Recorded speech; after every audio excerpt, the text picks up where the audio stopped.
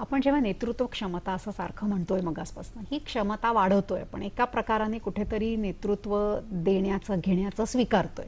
हे सगळं पुढे जात असताना जसं आपण म्हटलं की प्रिझम हा एक महत्त्वाचा मुद्दा तिथे असतो. ह्या प्रिझमच्या अनेक गुण आणि अनेक पैलू आपण जाणून घेतले.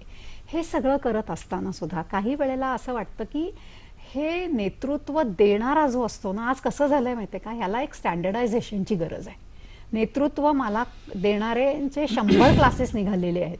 नेमक्या कुठल्या क्लासमध्ये गेल्यावरती मला ते गुण म्हणजे माझ्यातली क्षमता जी आहे ती वाढीला लागणार आहे हे समजत नाही. आणि हा संभ्रम दूर होण्यासाठी म्हणून काही गोष्टींची पथ्य पाळणं किंवा काही गोष्टी माहिती असणं खूप आवश्यक आहे. याच्यावर तुम्ही काय प्रकाश टाकता?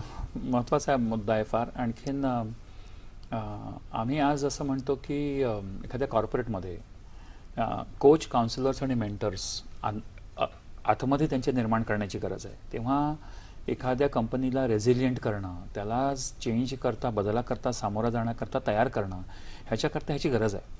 त्याचप्रमाणे एखाद्या व्यक्तीला बदल हा एक कॉन्स्टंट आहे जगातला. हे सतत बदल हा घडतच असणार आणि घडत राहणार.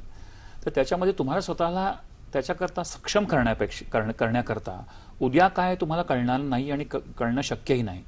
तर उद्यामध्ये जो तुम्हाला माहिती नाही त्याच्यामध्ये सक्सेसफुल नेहमी कसं व्हायचं आणि सक्सेस तुम्हाला कशा करता हवं असतं. तुम्हाला शेवटी हॅपीनेस इज द डेस्टिनेशन.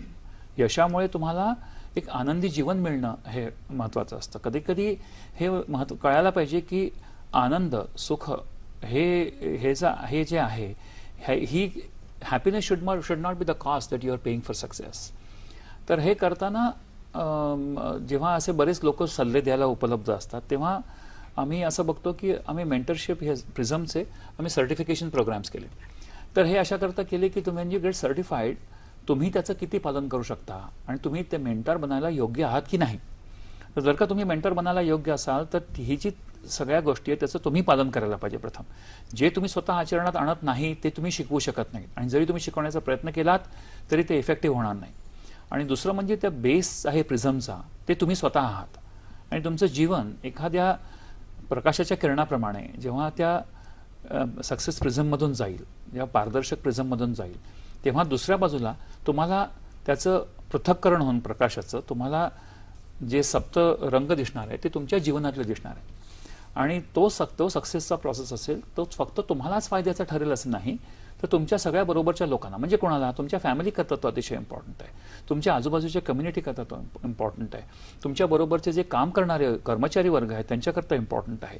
आणि ह्याचा कॅस्केडिंग रिपल इफेक्ट होतो. म्हणजे आणखीन त्याच्यामधून तुम्ही लोकांना त्या तऱ्हेचं काम करण्याकरता प्रवृत्त करता. तर प्रत्येकामध्ये एक अतिशय सक्षम व्यक्ती असा दडलेला आहे.